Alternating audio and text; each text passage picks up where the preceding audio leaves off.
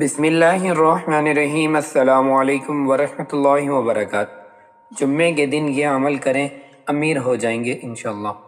غربت و افلاس دور کرنے اور تونگری حاصل کرنے کی غرض سے جو کوئی ہر جمعے کے دن 70 مرتبہ آیت کریمہ لا الہ الا انت سبحانک انی کنت من الظالمین پڑھے، اس کے بعد 70 مرتبہ یہ دعا پڑھے، اللہم اکفینی بحلالک عن حرامک واغننی بفضلک عما سواک۔